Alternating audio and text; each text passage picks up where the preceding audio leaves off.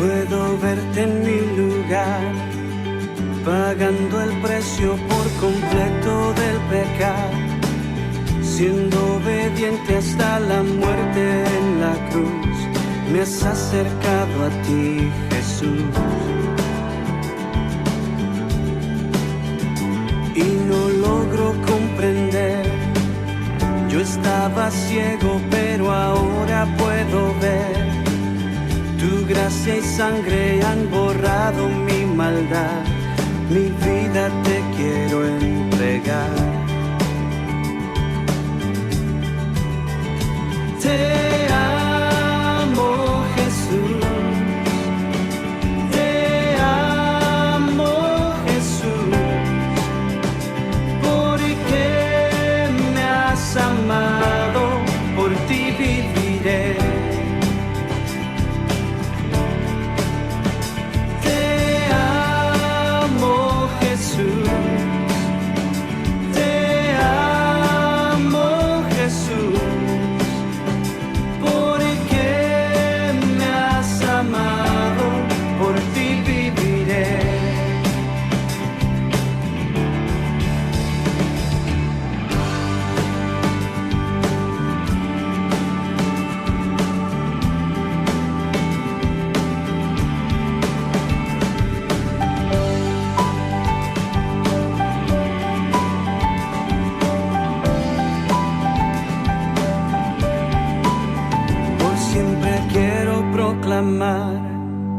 Tu inmensa gracia y poder para salvar.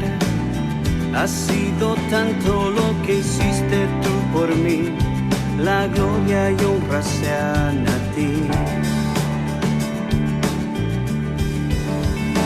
Te amo, Jesús.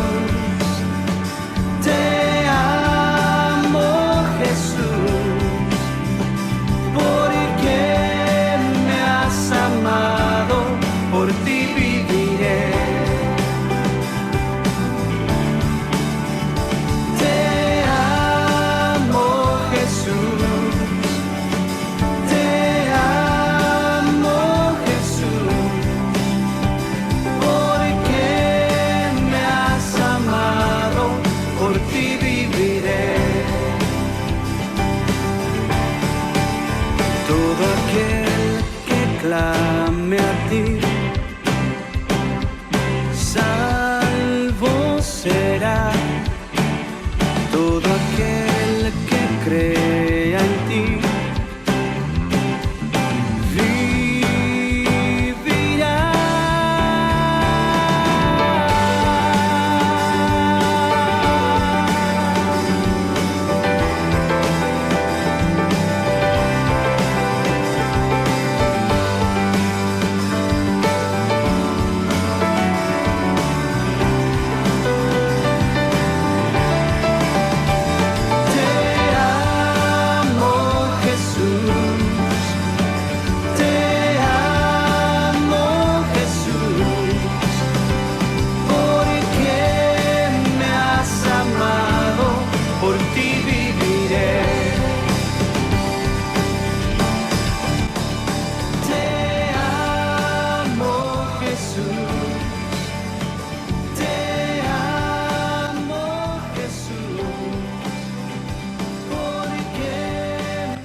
El tema de hoy es el mensaje central de la Biblia, ¿no es así?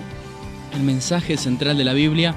Invitamos a las personas a prestar especial atención porque vamos a estar respondiendo no solo qué es la Biblia, no solo cómo leer la Biblia. Hay muchas dificultades en los tiempos actuales para leer la Biblia. Oía por atrás que gente que busca solamente promesas bíblicas para leer y solo se alimenta de ese desayuno espiritual, de promesas bíblicas. Y ciertamente la Biblia no es solo promesas bíblicas, hay un montón de enseñanzas para nosotros. Y también especialmente vamos a estar respondiendo de cómo conocer y ver a Cristo a lo largo de toda la Biblia. Pero me gustaría que empieces entonces, Sebastián, a desarrollar un poco esto. ¿Qué es la Biblia en primer lugar? Lo primero que podemos decir es que la palabra Biblia es un término griego que significa libros.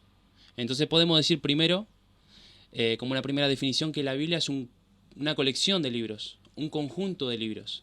Y estos libros tienen algo singular que los distingue de los demás libros que existen en la literatura.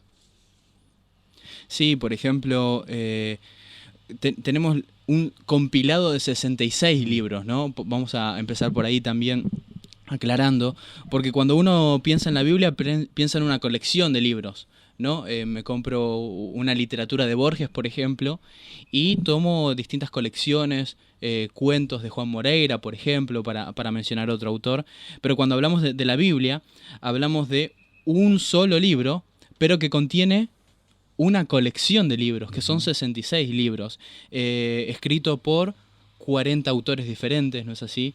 En 60 generaciones distintas. Imaginémonos desde los tiempos de Adán y Eva a los tiempos del apóstol Juan.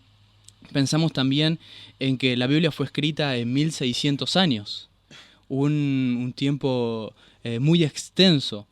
También podemos pensar, y esto nos aproximamos a esta definición y a conocer la Biblia, y en principio podemos empezar a dudar, bueno, pero hay un mensaje central de la Biblia, como estamos planteando en este tema de hoy, el mensaje central de la palabra de Dios, porque bajo estas circunstancias que estamos diciendo, nos podemos cuestionar, ¿realmente hay un único mensaje si es una colección de libros?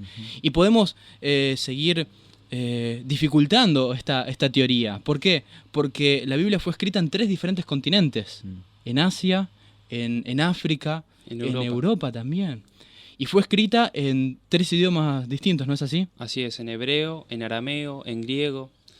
También... En hebreo el Antiguo Testamento, Exacto. En griego especialmente el Nuevo Testamento, pero también tenemos partes en arameo, en Daniel, por ejemplo, el idioma predominante en aquellos momentos, en el reino de Nabucodonosor, de Babilonia precisamente, y de los medo-persas, era en arameo. Entonces, no es de sorprendernos que Daniel de 2 al capítulo 7 también sean justamente en arameo. Pero ¿qué más ibas a decir, Sebastián? Sí, podemos ver dentro de la Biblia mucha diversidad. Diferentes géneros literarios, historia, ley, poesía, profecía, por ejemplo. Sí, también cartas, epístolas, ¿no? Del Nuevo Testamento, evangelios. Es un libro compuesto, dijimos, por 66 libros, escritos en distintos momentos históricos también, en diferentes culturas, en diferentes épocas. Por ejemplo, en épocas de un rey, el rey David, pero también en épocas en donde el dominio de Israel no era supremo sobre todos los países circundantes, sino que, por ejemplo, Israel estaba gobernado por Roma. Eso lo vemos en el Antiguo Testamento. Y estaría lindo también poder hacer un panorama de todos estos libros. Para pensar en la Biblia, decimos que estaba compuesto por 2 partes centrales, el Antiguo y el Nuevo Testamento. ¿Cuál es la diferencia entre estos dos y qué características, ¿no? Vos dijiste de que tiene varios estilos, por ejemplo, la poesía, la ley y demás. Si podemos trazar de forma cronológica para poder entenderse más, ¿cómo sería la característica de la palabra de Dios de la Biblia? Empezamos por la ley, para empezar, ¿no? Los libros desde Génesis a Deuteronomio. Seguimos por un poco de historia, desde el libro de Josué hasta el libro de Esther. Seguimos por la poesía, ¿no? Tenemos Job, Salmos, Proverbios, Eclesiastés, Cantares también. Tenemos mucha profecía particularmente desde Isaías hacia Malaquías, el último libro del Antiguo Testamento. Pero en el Nuevo Testamento también tenemos algunas características. Tenemos, por ejemplo, los evangelios, de Mateo a Juan. ¿De qué hablan, por ejemplo, Sebastián, los evangelios? Los evangelios relatan desde distintos puntos de vista de Jesucristo, su vida, su muerte, su resurrección, la importancia que tiene Jesús. Y ¿podríamos decir que serían 4 fotografías de Jesucristo? Sí, así es, sí. Están hablando de la misma persona, pero lo están hablando desde distintas perspectivas. Bien. Antes, me gustaría interrumpir un toque, un segundo. Cuando estamos hablando de la palabra, me gustaría decir, porque una controversia que siempre pasa es que las personas del mundo te dicen, pero es la palabra de Dios, pero está escrita por hombres. ¿Cómo puede ser eso? Bueno, y me gustaría resaltar eso, que la palabra es escrita por hombres, pero inspirados por el Espíritu de Dios, por el Espíritu Santo. Y me gustaría leer en 2 Pedro, capítulo 1, versículo 21, muy conocido también, que dice, la segunda parte del versículo dice, sino que los santos hombres de Dios hablaron siendo inspirados por el Espíritu Santo. Y eso le da valor a la Biblia también. No es que simplemente la escriben hombres con sus propias ideas, con sus propias conclusiones, sino que es la palabra de Dios, es el Espíritu Santo hablando a través de ellos, siendo inspirados por este Espíritu Santo. Me gusta esa dualidad de autor que se está destacando, Germán, porque por una parte tenemos 40 autores que escribieron la palabra de Dios desde Génesis a Apocalipsis, empezando por un militar, por una persona que se crió en la corte de Faraón, que fue Moisés. Tenemos otro militar como fue Josué, tenemos un rey, tenemos pescadores, tenemos una variedad, ¿no?, de autores que escribieron la palabra de Dios. Y con todo lo que veníamos diciendo podríamos decir, bueno, espera, la Biblia entonces no tiene un tema central, la Biblia se contradice. Hay puntos en que realmente no debe estar todo en sintonía, no debe haber una coherencia. Y no obstante, hay una coherencia. Sí, cuando te pones a pensar cómo puede ser que la Biblia, como decías vos, todos estos autores de diferentes culturas, diferentes pensamientos, diferentes ideologías, pueda tener un tema principal. Y ahí vemos la mano de Dios, el poder de Dios, la soberanía de Dios, el Espíritu de Dios obrando en esos hombres para hacer un tema en común en la Biblia. Y que todo se relacione.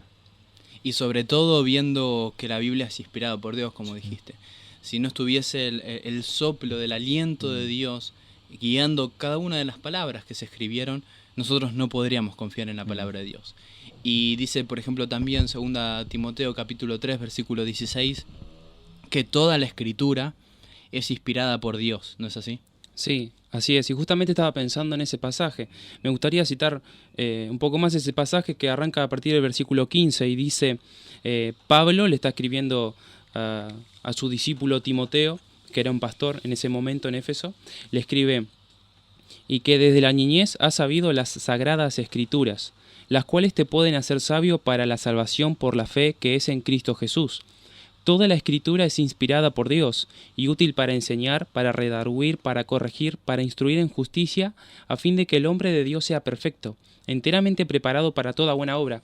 Y acá me gustaría dar una definición más precisa, porque aquel que nos esté escuchando seguramente tiene una laguna en su mente, porque estamos diciendo muchas cosas diversas de la Biblia y puede traer confusión, pero ahora vamos a dar una definición más concreta. Bueno, ¿qué es la Biblia? Lo voy a definir de la siguiente manera. La Biblia es un solo libro, inspirado por un solo autor, con un trama principal. Y justamente en este versículo que acabo de leer es el apoyo bíblico. ¿Puedes repetirme esa definición de la Biblia? La definición sería, la Biblia es un solo libro, inspirado por un solo autor, con un trama principal. Acá podemos ver en 2 Timoteo que se dice las Sagradas Escrituras, haciendo referencia a que es una colección de libros. Pero en el versículo que sigue dice la Escritura. Es decir, la Biblia es una colección de libros, sí, pero debe ser tratada como un solo libro, como la Escritura en singular. Y por otro lado, como decía Germán, la Biblia ha sido inspirada por Dios. Y siendo más preciso podemos decir lo siguiente. La Biblia tiene más de 40 escritores, pero tiene un solo autor, que es Dios, específicamente la persona del Espíritu Santo. Y también podemos decir con un trama principal. Algunos pueden decir, bueno, la Biblia, como dice este versículo, es con un fin moral, con un fin religioso, que es útil para enseñar, para redarguir, etc. Pero no es el punto acá, sino que los versículos anteriores dicen, te pueden hacer sabio ¿para qué? Para la salvación por la fe que es en Cristo Jesús. Entonces, ¿cuál es el tema central de la Biblia? Cristo. Y cómo ser salvado a través de Él, por la fe en Él. Decíamos entonces, me encantó realmente esa definición y la quiero recordar de memoria para poder seguir fundamentando este programa bajo la definición de la Biblia. La Biblia es un solo libro. Un solo libro. Decíamos que si bien es una colección de libros, 66, y bajo las circunstancias que describíamos, es un solo libro, inspirado por un solo autor, inspirado por Dios. inspirado por Dios. Entonces es precioso notar que Dios respetó la calidad humana y la personalidad de cada autor de la Biblia. Algunos escribieron bajo las circunstancias de la persecución, como el rey David, otros como Pablo, en medio de la cárcel, pero otros, como Salomón, gozó en tiempo de paz. Y todos ellos escribieron siendo inspirados por Dios, y todo nos lleva hacia un mismo eje, ¿no es así? Que vos lo definiste como una trama principal. Este programa se trata del mensaje central de la Biblia. Y qué lindo que podamos empezar así, definiendo la palabra de Dios, definiendo qué es la Biblia, para entender que todo nos tiene que conducir al mensaje principal que en momentos vamos a seguir desarrollando, pero mucho más. Pero viene a mi mente Juan capítulo 5, versículo 39, en donde Jesús le dice a las personas escudriñar las Escrituras. Escudriñar. Es la idea de cavar, hasta buscar un tesoro, ¿no? Recuerdan, por ejemplo, la parábola de aquel que encontró un tesoro en un campo. Es esa misma idea, escudriñar las Escrituras, porque a vosotros os parece que en ellas tenés vida eterna, y ellas son las que dan testimonio de mí. También viene a mi mente los dos creyentes del camino de Emaús, que previamente lo habíamos charlado, Germán. Lucas capítulo 24. Lucas capítulo 24, en donde estas dos personas se encuentran con Jesús y no reconocen con quién están hablando, preocupados por toda la situación que había en aquellos momentos. Habían oído de Jesús y sus esperanzas habían sido desanimadas completamente, entendiendo que aquel que iba a ser el Mesías finalmente murió. Entonces Jesús dice que comenzando por Moisés y por todos los profetas, les explicó lo que se refería a él en todas las Escrituras. Y eso también es lo que mencionaba Sebastián hace un momento en la carta de 2 Timoteo, en las Escrituras. Todo nos conduce al Señor Jesucristo. Y como decíamos, esto también está en sintonía, y se hace eco esto el mismo apóstol Pablo, en 2 Timoteo, ¿no? Que dice que las Sagradas Escrituras, y después habla de la Escritura, esto es inspirado por Dios. Pero me gustaría que en el próximo bloque, entendiendo esta definición de la Biblia, que la Biblia es un solo libro, inspirado por un solo autor, con una trama principal, me gustaría que en el próximo bloque me puedan dar herramientas y le podamos dar herramientas a las personas de cómo leer la Biblia. Pero para esto vamos a ir a una canción, a un tema que me había quedado con ganas de poder escucharlo el miércoles pasado, de Sergio Villanueva, No me avergüenzo del Evangelio.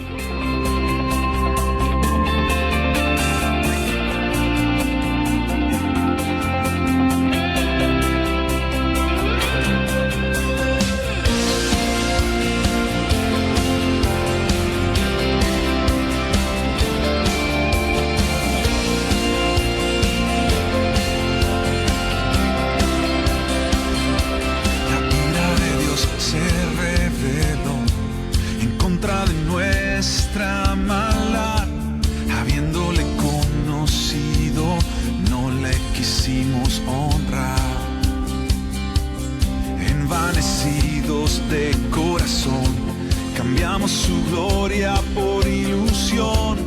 En quebranto y amargura fue nuestro andar, mas estando de él separados, Dios su amor nos mostró.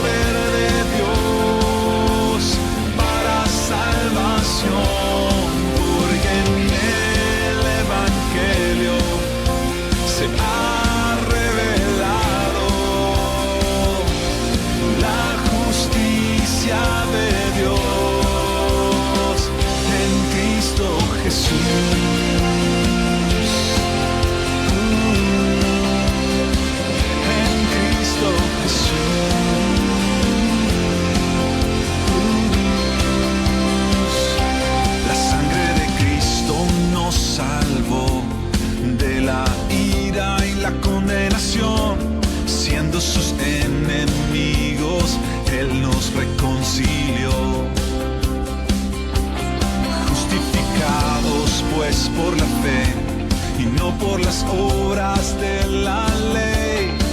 Es que hoy tenemos paz para con Dios. En Cristo tenemos entrada a la gracia que nos afirmó y nos gloriamos en la esperanza de vivir para gloria de Dios. Por tanto yo me avergüenzo, en Cristo tenemos entrada a la gracia que nos afirmó y nos gloriamos en la esperanza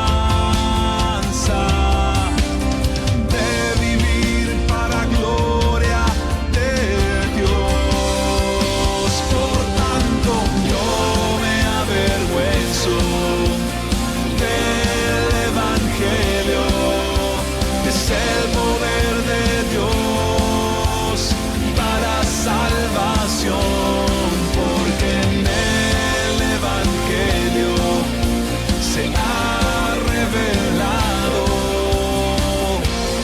la justicia de Dios, que es por fe. Bueno, empezamos. Fue difícil empezar, ¿no? Este programa. Pero ahí estamos. Arrancamos y estamos con todo. En Radio Sonido 21. Nos empezamos a acomodar.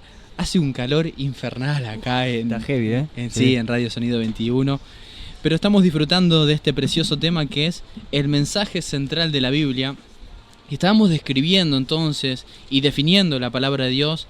Es un libro, o es un solo libro, inspirado por un solo autor, con una trama principal. Pero ante esto, muchos podrían decir, bueno, está bien, pero es un libro antiguo, es un libro de otros tiempos, no se aplica para nosotros en nuestros tiempos. Sí, esa es otra problemática que la gente plantea.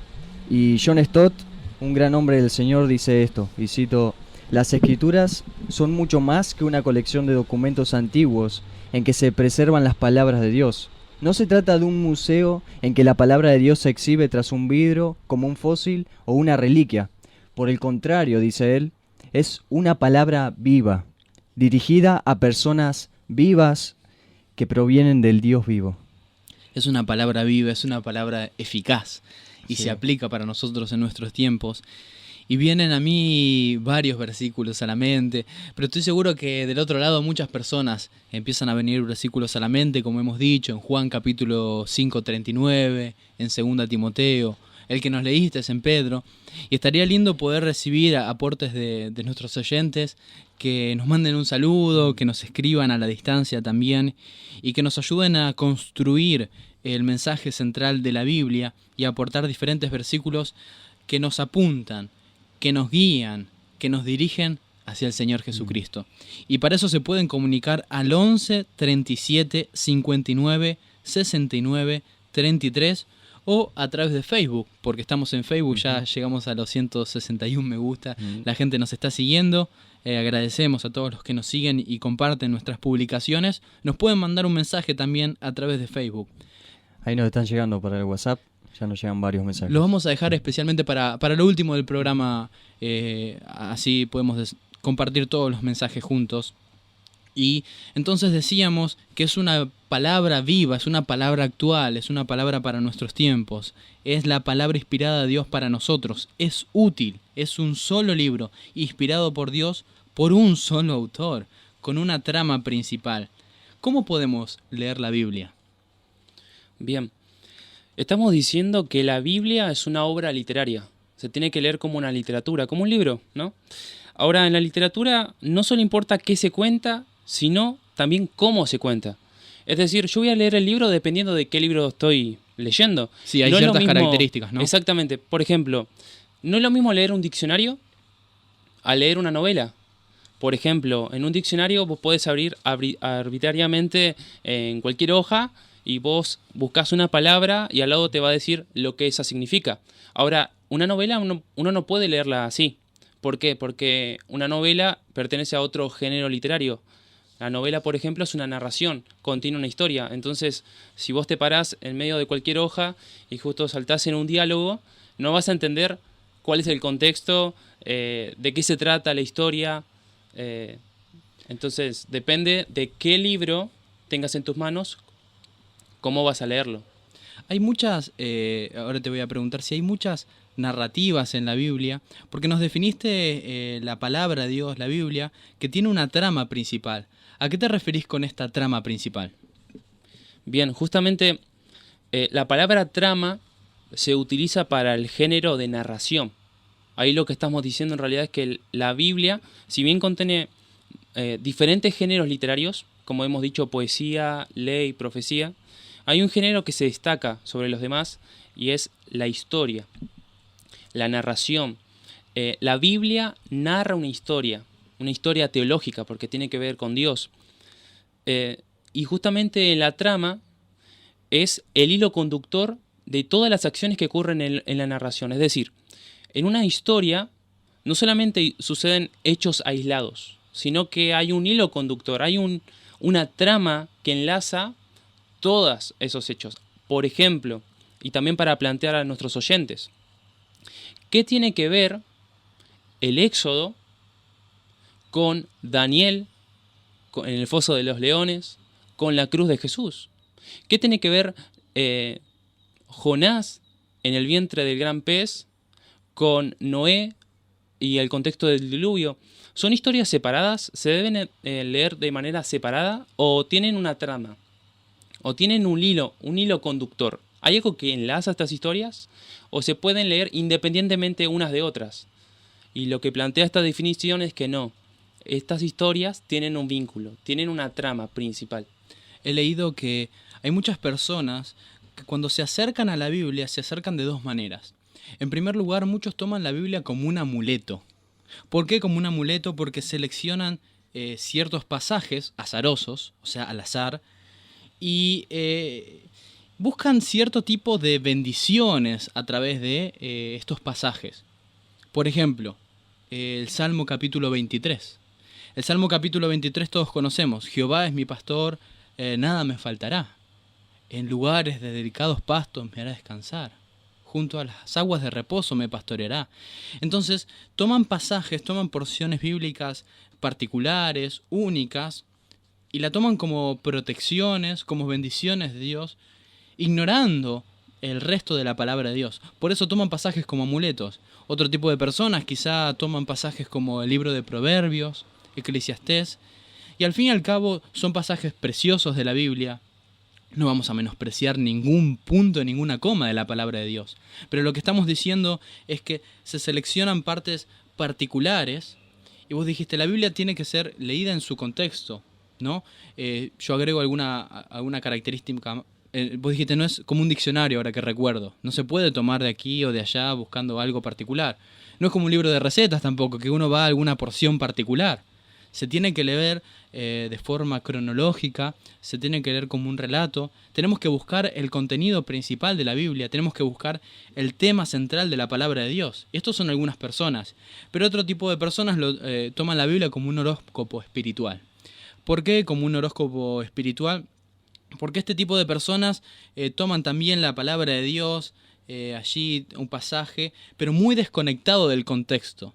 Y hemos desarrollado un programa entero a hablar de los textos fuera de contextos. Y pensar, por ejemplo, vamos a dar un ejemplo bien explícito, todo lo puedo en Cristo que me fortalece. Un versículo precioso para tener en nuestras casas. Pero cuando perdemos su contexto, también pierde el significado original por el cual fue escrito la palabra de Dios. Y vos nos decías que la Biblia no se debe leer de este modo, sino que tenemos que ver la Biblia como un relato. Hay un mensaje central que progresivamente se va dando a conocer desde el Génesis hasta el Apocalipsis. Pero este tipo de relato, esta trama, tiene 3 características. Así es. Justamente como veníamos hablando, al tratar la Biblia en principio como una literatura, podemos observar que en el género narrativo La historia que se narra tiene una estructura argumentativa, así es el nombre técnico, y se divide en 3 partes justamente, que es la introducción, el nudo y el desenlace. En cualquier libro que leamos, en cualquier novela, en cualquier historia, e inclusive en cualquier cuento, podemos identificar estos 3 puntos. En la introducción normalmente se presenta la normalidad, la situación normal. En el nudo, esa normalidad es rota, pasa un conflicto, hay un problema, esa normalidad es rota. Y en el tercero hay un desenlace. No necesariamente hay una solución, pero sí tiene un final la historia. Y eso puede volver a la normalidad, puede mejorarla o puede empeorarla, depende de la historia, ¿verdad? De la misma manera, en la Biblia, en esta historia que narra la Biblia, podemos encontrar estos 3 puntos: introducción, nudo y desenlace. ¿Cuáles serían estos 3 puntos y cómo podríamos empezar a comprender la Biblia bajo esta estructura que nos están presentando? Bien, la Biblia, como sabemos, comienza en Génesis. Es el primer libro de la Biblia. Cuando abrimos Génesis capítulo 1, capítulo 2, ahí podemos ver la introducción. Dios crea el mundo, pero presta muchísima atención en una creación, en el hombre, porque Él dice, hagamos al hombre, ¿no? Y lo crea a su propia imagen. Es decir, Dios tiene un propósito especial para el hombre. Y es más, podríamos decir que Dios crea el mundo y es bueno en gran manera porque es un ambiente para el hombre. Y ahí se establece el reino de Dios, porque Dios se manifiesta como un rey. Porque Él cuando habla, obedece, ¿no? La creación obedece. Ese es el reino de Dios, esa es la normalidad, esa es la introducción. Todo está bajo su autoridad. En este caso particular, Dios es el rey. El lugar es el jardín del Edén, ¿no es así? Y el ser humano, Adán y Eva, el pináculo de la creación, ¿no es así? Creados a la imagen de Dios, se encuentra bajo su autoridad y bajo su gobierno.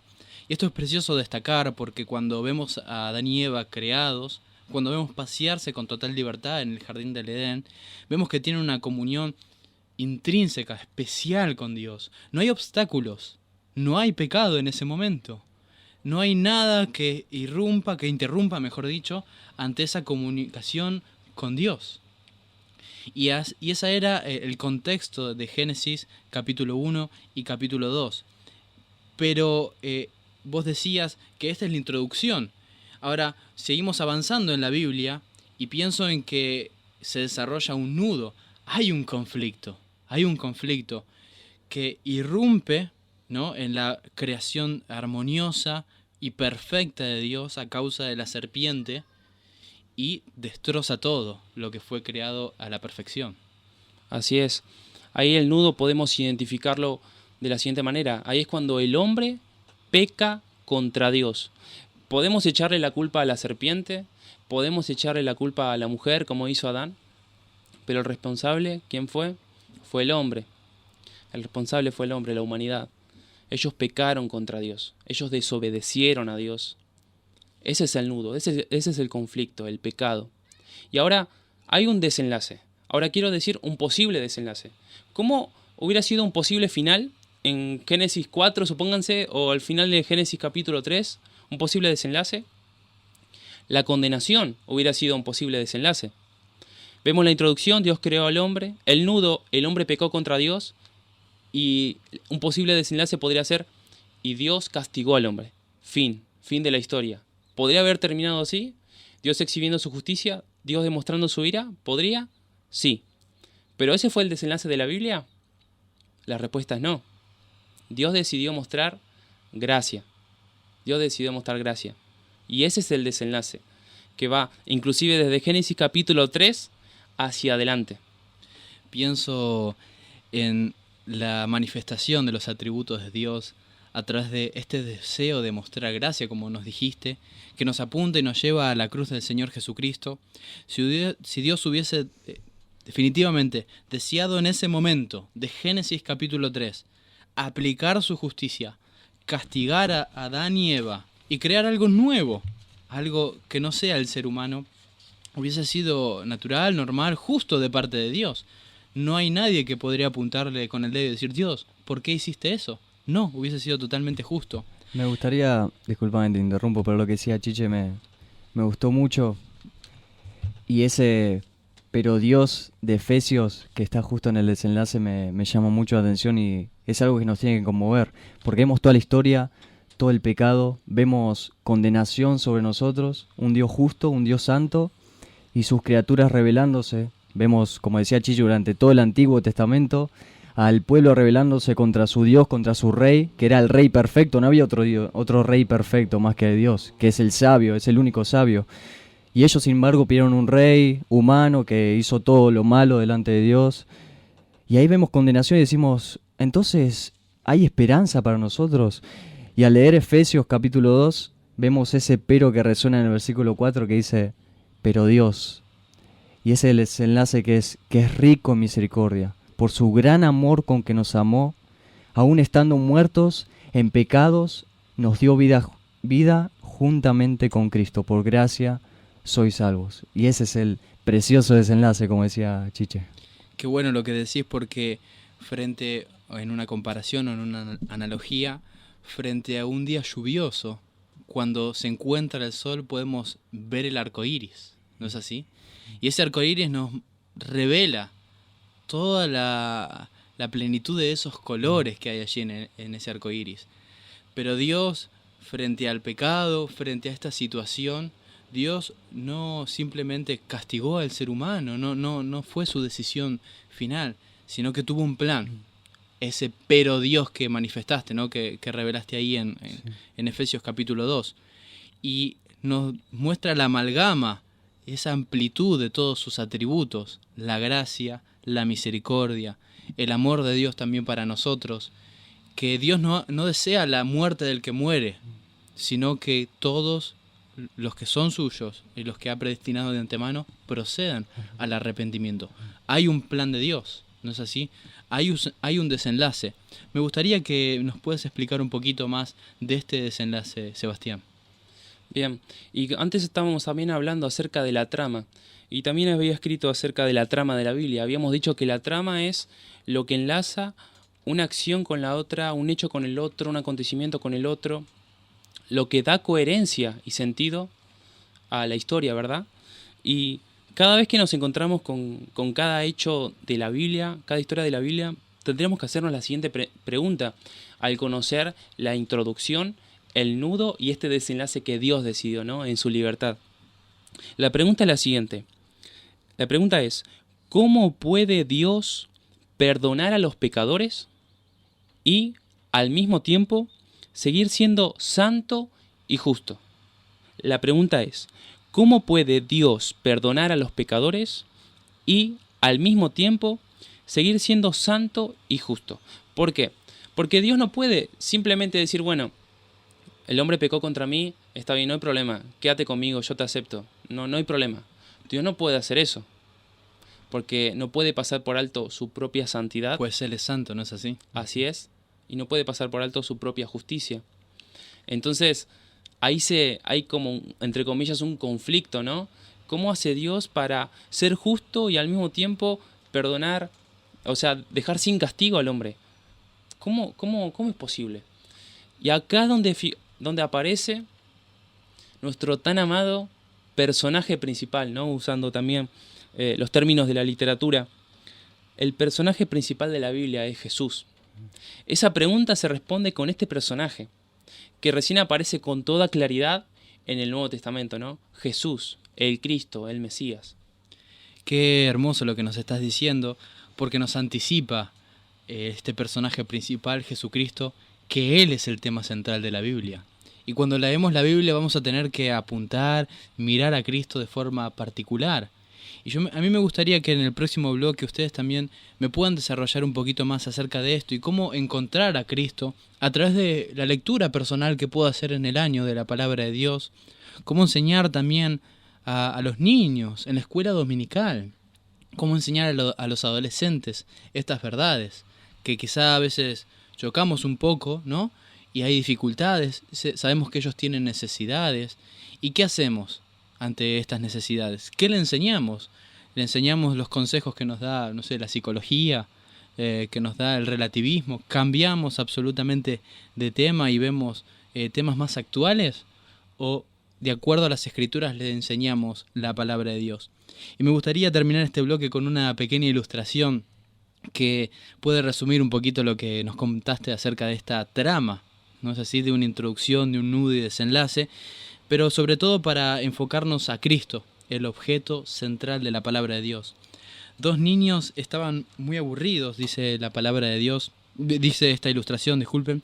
Dos niños estaban muy aburridos en un día caluroso, un día como el de hoy, y estos niños no encontraron mejor cosa que hacer que realizar un rompecabezas. Era un rompecabezas grande, así que les llevaría varias horas.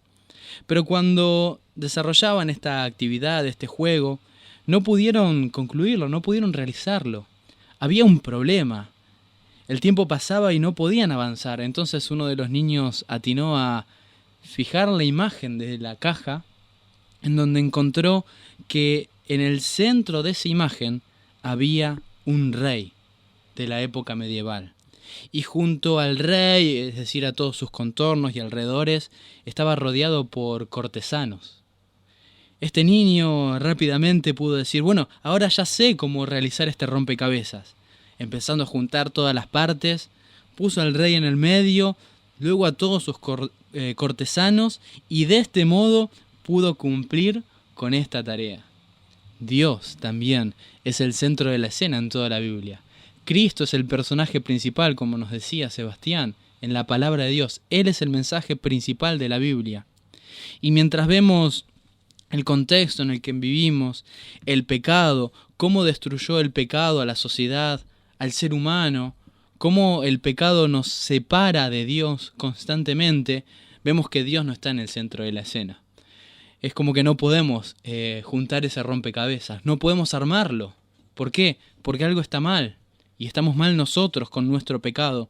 Pero cuando vemos al personaje principal, Cristo, las cosas cambian, ¿no es así? Y cuando Dios se sienta en su trono y nosotros como sus súbditos nos humillamos delante de Él, nos ponemos a su disposición, creemos en Cristo, vemos que Cristo es el centro de la escena, nos arrepentimos y creemos en Él, todas las cosas son restauradas. Cristo es el mensaje central de la Biblia. Vamos con un tema musical de la Iglesia Cristiana Oasis, Rey Soberano, y ya venimos con mucho más iluminados por su palabra.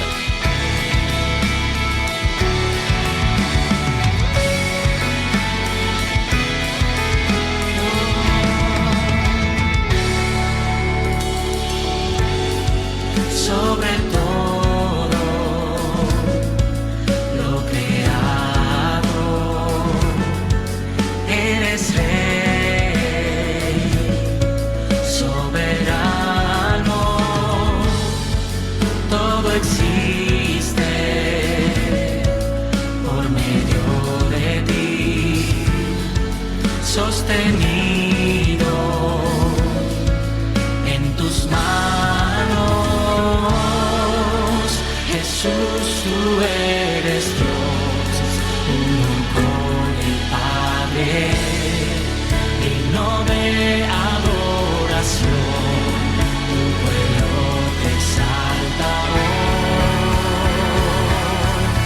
Proclamamos a gran voz, eres soberano Dios, no hay otro ni habrá como tú.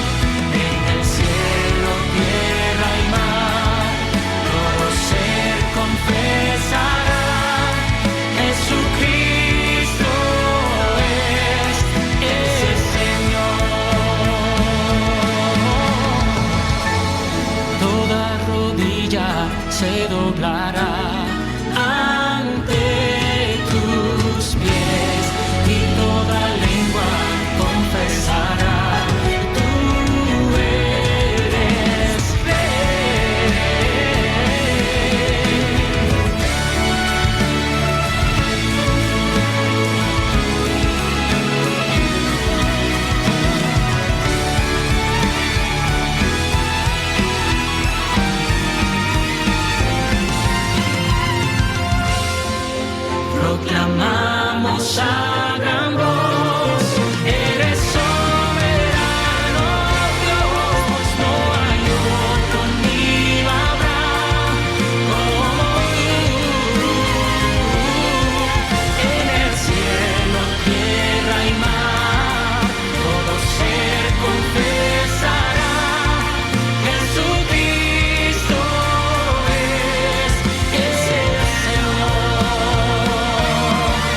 Proclamamos a gran voz, eres soberano Dios, no hay otro ni habrá como tú.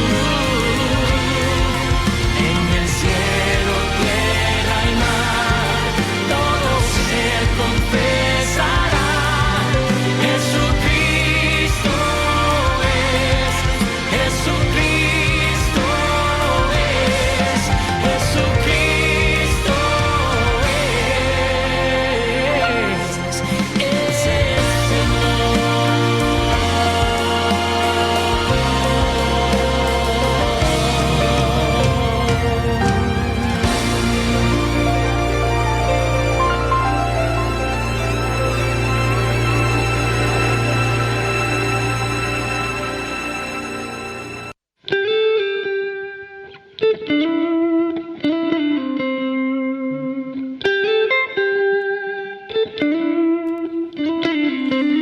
19:53 en la provincia de Buenos Aires y toda la Argentina, para los amigos que nos escuchan en sus vacaciones también, en Bariloche. No sé cómo estará la temperatura en Bariloche, no sé cómo estará... Acá parece que está por llover. Acá esperemos que llueva. Bueno, qué precioso tema nos han traído Germán y Sebastián. El poder ver a Cristo en toda la Biblia. Y creo que de aquí tenemos que salir desafiados, por decirlo de algún modo, para... En nuestra lectura personal, pienso yo, de poder mirarlos con otros lentes, la palabra de Dios. En nuestra lectura personal, en nuestra casa y aún en nuestra manera de enseñar. Y esto no es exclusivo para pastores, quiero aclarar. Para maestros de escuela dominical, para madres, para padres, para jóvenes que enseñan a adolescentes, para todos. Para lectura personal. Para la también, lectura sí. primeramente, ¿no? Sí, Primariamente. De poder mirar con estos lentes la palabra de Dios.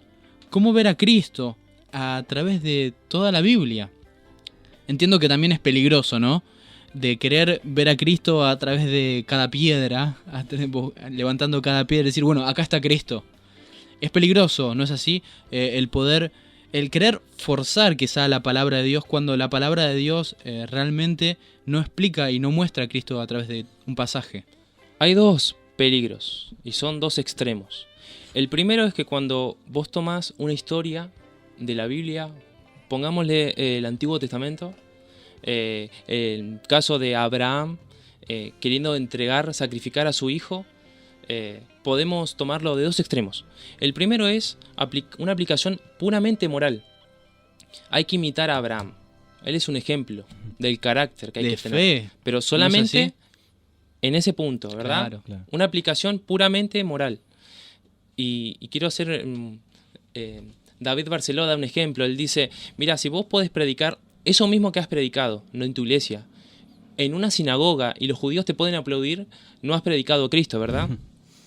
Si un musulmán puede aplaudir lo que estás predicando, no estás predicando a Cristo, ¿verdad? ¿Dónde está la ofensa de la cruz? Dice él. De la misma manera, es más, nosotros, inclusive en las escuelas dominicales, nuestra intención no es tanto de que esos niños sean obedientes a sus padres. Nuestro objetivo es que ellos sean salvados, ¿no? Ese es el objetivo con nuestras predicaciones. Que puedan ver a Cristo y exaltarlo y amarlo. Y me viene a la mente con los ejemplos que decía Chiche, un ejemplo que da Sugel Michelén, por ejemplo, de David entre Goliat, cómo es tan mal interpretado eso, que dice, bueno, vos sos David y tenés muchos Goliades en tu vida, que son, por ejemplo, la depresión, la angustia, las dificultades. Los problemas económicos, ¿no? Los problemas económicos, Claro. todo. Entonces, hay una solución. Vos tenés que tener las 5 piedras, que es la piedra de la fe, la piedra de la paciencia, la piedra de la perseverancia, la piedra del amor. Y eso está totalmente errado a la historia que Dios quiso quiso darle el sentido a esa historia. Una interpretación totalmente alegórica del pasaje, Claro, además. sí. Qué precioso de esta manera interpretarlo. Y ahora me viene otro ejemplo a la mente, que seguramente ustedes lo han pensado en alguna vez o lo han escuchado. El ejemplo del mismo Jonás. Es una historia muy bella, aparentemente. ¿Qué principio podemos sacar? ¿O qué leemos, abuelo de pájaro? Bueno, la desobediencia de Jonás. Hay una canción que habla acerca de eso, ¿verdad? Sí, que la hemos aprendido inclusive desde muy niños. Sí, ¿no es Chiche así? la quiere cantar, me parece.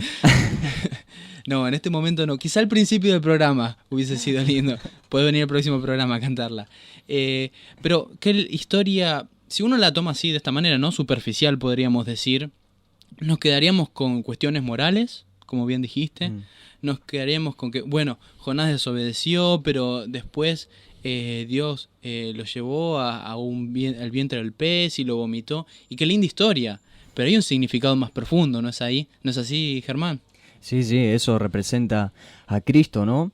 En un pasaje que no recuerdo ahora dice que como estuvo Jonás en el pez 3 días, así estará el hombre, estará Jesús. El Hijo ¿no? del Hombre. El Hijo del Hombre.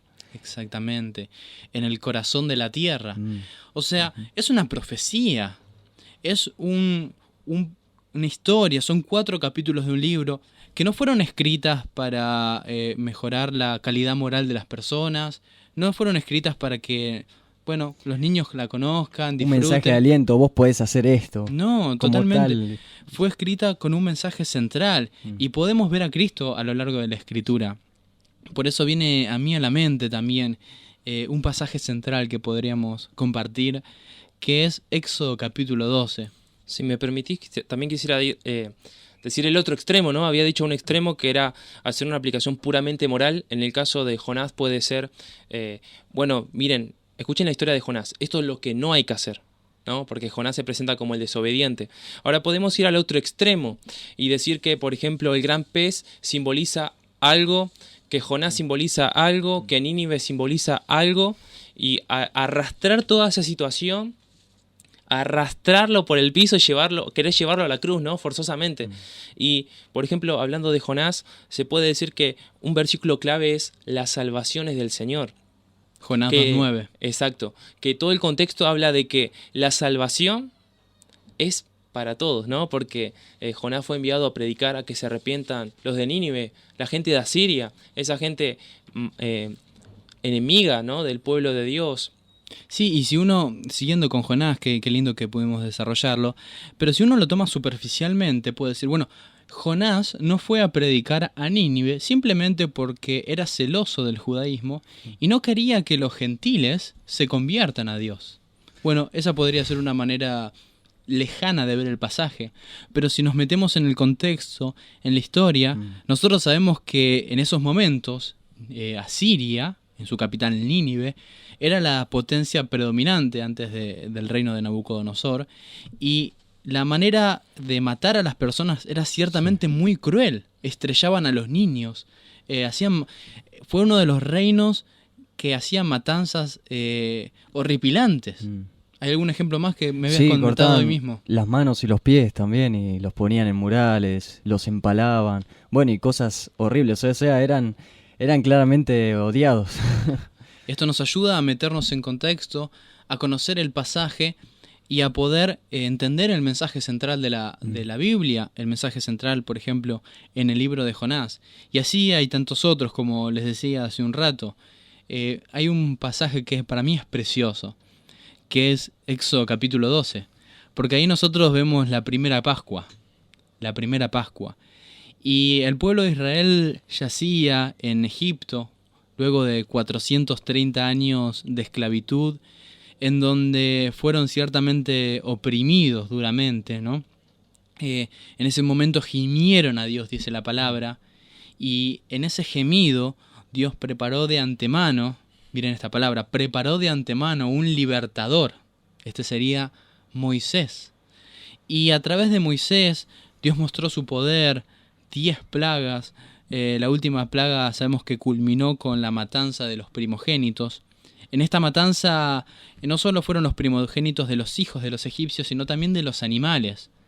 Pero nos contabas en el bloque anterior de esta dualidad de castigo por un lado y salvación. Y esto pasó justamente en este momento de la historia. ¿Por qué? Porque allí Dios en aquella noche iba a pasar por aquellas casas y matar a los primogénitos, pero los hijos de Israel iban a tener el privilegio y la gracia del Señor de ser salvos. Todas las casas. Cuando en aquella noche matasen a un cordero sin defecto, su sangre sea derramada sobre los postes y dinteles de las casas, y aquella noche la familia pueda comer de ese animal. ¿Qué representaba esa sangre? ¿Qué nos enseña este pasaje? Bueno, un montón de cosas acerca del Evangelio. Y podemos ver el mensaje central de la Biblia. Y a esto tenemos que volver, a esta fuente, porque de esta fuente tenemos que nutrirnos del Evangelio, ¿no es así?, para poder crecer espiritualmente. Aquella noche, entonces, Dios pasó por alto el castigo sobre aquellas personas porque la sangre estaba como el sustituto. Un animal había muerto como un sustituto. Y eso nos apunta y nos lleva a la persona de Jesucristo, ¿no es así? Así es. Y también una cosa muy importante es que la Biblia misma nos lleve a Jesús. Es decir, ahí en el pasaje que vos estás utilizando, no estás arrastrando la situación hacia la cruz, sino que podemos también decir que no por casualidad, no por azar, Jesús murió en la temporada de la Pascua, ¿verdad? No fue casual que antes de Jesús ir a la cruz, de ser crucificado, celebrara la cena de la Pascua con sus discípulos, no fue casual, ¿no? Y que él tomara esos símbolos, ¿no?, de la Pascua judía y de alguna manera modificara el significado y dándole énfasis a sí mismo, ¿no? La copa, su sangre, el pan, su cuerpo, que iba a ser partido, que se iba a inaugurar una nueva alianza, un nuevo pacto, y en paralelo, ¿no?, podemos ver la antigua alianza que justamente Dios hizo con el pueblo de Israel luego de sacarlos. La Biblia misma nos da ese permiso de no hacer una simbología o hacer una alegoría, sino hacer más bien, el término técnico sería tipología, ¿no? Dios arma un tipo y luego cumple ese tipo, se diría antitipo. Dios da una sombra y luego aparece la realidad, ¿no? La Pascua, una sombra y luego aparece Jesús crucificado. Esa es la realidad. Y Juan el Bautista dijo, al ver al Señor Jesucristo, «He aquí el Cordero de Dios que quita el cordero del mundo». La primera Pascua, festejada allí en ese momento, en ese contexto, cuando los judíos salieron de Egipto, y la sangre como el medio por el cual Dios iba a pasar por alto, eso es lo que significa Pascua justamente, pasar por alto, el castigo sobre esas personas. Pero esto nos conduce al Señor Jesucristo. Sí, y así durante todo el Antiguo Testamento nos conduce a Cristo. Los reyes fallaron y apuntaban al verdadero rey, que era Jesús. Incluso Israel, el verdadero Israel, es Jesús. Y así todo el Antiguo Testamento nos muestra la hermosura de Cristo, cómo todo se cumple en Jesús. Los sacrificios del libro de Levítico, todo se cumple en Jesús. Aquel cordero inmolado sin mancha, como decías vos, que fue y murió por nosotros. Hoy hemos visto entonces el mensaje central de la Biblia y nos hemos instruido para que esto sea algo práctico en la manera en que, lo dijimos, podamos leer la Escritura, podamos enseñar la Escritura y podamos nutrirnos del Evangelio. Ya no tomando pasajes al azar, ya no buscando la Biblia como un amuleto, sino realmente desde el inicio hasta el final de la Biblia, hasta ese punto final, podamos nosotros comprender el mensaje central de la palabra de Dios. Si viene a mí un versículo más, que es Génesis 3:15, esa es la semilla del Evangelio, ¿no es así? En el que de la simiente de Eva iba a nacer Jesucristo, aplastando la cabeza de la serpiente, Satanás. De modo tal que hemos hablado en este programa que es la Biblia, recordamos, es un libro, un solo libro, inspirado por un solo autor, con una trama principal. Hemos visto que en las características de la Biblia, de la palabra de Dios, hay una coherencia, hay un hilo conductor Y esto nos lleva y nos guía al Señor Jesucristo. ¿Cómo leer la Biblia? Y nos diste, Sebastián, estos principios de la literatura también. Entender una introducción, ver esa armonía en el Edén, esa vida sin pecado, ver un nudo, una problemática, cómo hubo una destrucción de todo eso, pero también un desenlace. El desenlace posible, nuestro castigo. El desenlace de la misericordia de Dios, la salvación de nuestras almas. Y esto trae esperanza también para nuestros oyentes.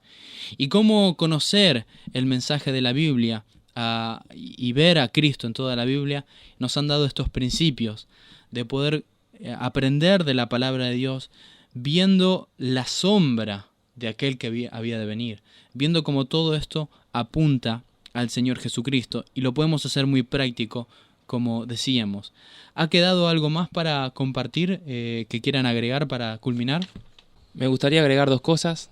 La mayoría que me conoce sabe que siempre digo 2 cosas, 2 puntos principales, una dicotomía. Pero sí, en esta oportunidad no va a ser la excepción, 2 cosas. La primera es que hay una gran pregunta que vos habías dicho, Germi, citando a John Stott, hablando de cómo ese texto antiguo, porque si somos realistas, la Biblia es antigua. No solo en cuanto a años, sino también que es de otro continente, de otra cultura, en otro idioma, con otra forma de pensar, y por lo tanto tenemos que tomarnos de un montón de recursos, ¿verdad? Ahora, ¿por qué hacer tanto esfuerzo a ese texto antiguo? ¿Cómo aplicarlo a nosotros al siglo XXI? ¿Cómo crear ese puente? ¿Cómo ir del texto antiguo a nuestro mundo contemporáneo? Y lo que hemos propuesto es que justamente ese puente es Jesús. ¿Por qué? Porque la necesidad de la gente de hoy en día, del siglo XXI, ¿qué necesita la gente? Necesita un Salvador. Porque todos nosotros somos pecadores, porque todos nosotros hemos transgredido a la ley de Dios, todos hemos desobedecido a Dios, hemos ofendido a Dios. Y merecemos ser castigados. Necesitamos un Salvador, necesitamos un sustituto, necesitamos alguien que sea completamente justo y que muera en nuestro lugar, y este es Jesús, y de eso se trata la Biblia. Y en segundo lugar, seguramente hubo muchas cosas que quedaron en el tintero y me gustaría recomendar un par de libros. El primero de ellos se llama El Gran Panorama Divino. No voy a decir el autor porque está en inglés y no sé cómo pronunciarlo y tengo miedo de equivocarme. Roberts. El segundo Este es más difícil. Sí. El segundo es Evangelio y Reino. A ver quién se anima a pronunciarlo. Gorsworthy. No es así. Esos dos son como algo básico, panorámico, pero si quieren algo bastante difícil y bastante complejo, tengo otro más para recomendar, que se llama Cómo predicar de Cristo usando toda la Biblia, del mismo autor. Ese está en hebreo, ¿no? Si estuviera en hebreo sería más fácil, me parece. Gracias por esas recomendaciones. Los últimos mensajes. Tenemos varios mensajes, por ejemplo, mensaje de Damián, que dice así: los estamos escuchando desde Bariloche. Dami, Luli, Gaby, Alberto y Raquel, que el Señor los bendiga en gran manera, nos escribe Dami. Juan nos escribe también: qué buen programa, queridos hermanos, y nos pone: hablando de la inspiración de las Escrituras, podemos decir que si un suceso es contado actualmente por varios periodistas contemporáneos, hallaremos diferencias y hasta contradicciones, siendo contemporáneos y viendo el mismo hecho al mismo tiempo. Lo fabuloso de la escritura es que todos los escritores, a lo largo de 2000 años, cuentan un solo suceso y se complementan, pero nunca se contradicen. La palabra de Dios es fiel, escribe Juan. Hay un Amén. tema coherente en la palabra de Dios, Sí. y es el Evangelio. Me hace acordar a una práctica dinámica que hago en la clase con mis alumnos de la escuela. Pongo un tópico, un tema, y pongo a diversos alumnos. Ellos tienen la misma edad, están en el mismo salón, en la misma escuela, y en ese tópico muestro y demostramos cómo se contradice cada una de las opiniones. Y al después examinar la palabra de Dios, vemos cómo la palabra de Dios no se contradice, sino que nos lleva al Señor Jesucristo. Qué gran tesoro que tenemos, ¿no? Y muchas veces encima no lo valoramos. Yo no lo valoro muchas veces. Y podemos vivir en agradecimiento a Dios por este tesoro, pero como decía, poder volver a esta fuente, poder volver a esta roca de la cual sale agua en manantial, en abundancia, Sí. para poder crecer espiritualmente. Contemplar a Cristo y ver su gloria y amarlo y obedecerlo.